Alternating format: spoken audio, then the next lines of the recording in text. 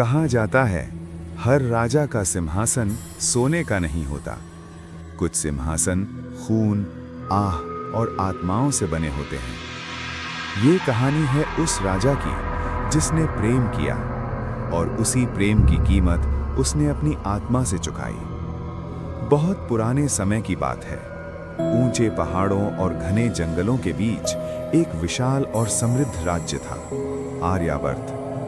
इस राज्य पर राज करता था राजा विक्रमादित्य। राजा विक्रमादित्य वीर था, न्यायप्रिय था और युद्ध भूमि में उसका नाम सुनते ही दुश्मनों के हाथ कांप जाते थे। उसकी तलवार ने अनगिनत युद्ध जीते थे और उसकी प्रजा उसे भगवान के समान मानती थी। जब भी राज्य पर संकट आता, राजा स्वयं घोड़े पर सवार होकर सबसे आगे खड़ा होता। जब तक मेरी सांस चल रही है, इस राज्य की ओर कोई आंख उठाकर नहीं देख सकता, यही उसका प्रण था। लेकिन हर शक्तिशाली राजा के दिल में भी एक कोमल कोना होता है। एक रात चांदनी अपने पूरे यौवन पर थी। महल के बगीचे में वीणा की मधुर धुन गूंज रही थी। वो धुन राजकुमारी अनामिका की थी। अनामिका सौंदर्य की प्रतिमूर्ति, लेकिन उससे भी अधिक सुंदर उसका हृदय था। राजा विक्रमादित्य अनजाने में वहीं ठहर गया।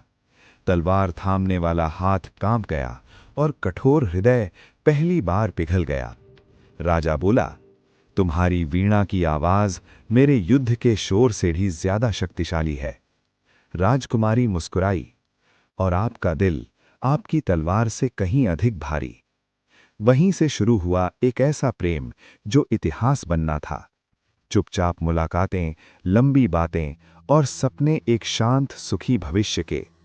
लेकिन प्रेम की राह कभी सरल नहीं होती। उसी राज्य के जंगलों में एक तांत्रिक रहता था, काल नेमी। काला जादू, नरबली और तंत्र मंत्र उसकी शक्ति का स्रोत थे। उसने राजा से अपनी शक्तियों को स्वीकार करने को कहा, लेकिन राजा ने मना कर दिया। काल नेमी की आंखों में नफरत भर गई। तुमने मेरी शक्ति को ठुकराया है, वो गुर्राया। अब तुम्हारा सिंहासन मेरे श्राप से जलेगा। काली अमावस्या की रात उसने भयानक पूजा की और श्राप दिया, जिस रात राजा युद्ध में खून बहाएगा, उसकी आत्मा अंधकार में कैद हो जाएगी और वो स्वयं अपने राज्य का विनाश बनेगा। कुछ ही दिनों बाद राज्य पर भयानक युद्ध टूट पड़ा। युद्ध भूमि में राजा विक्रमादित्य अपने शत्रुओं को परास्त कर रहा था।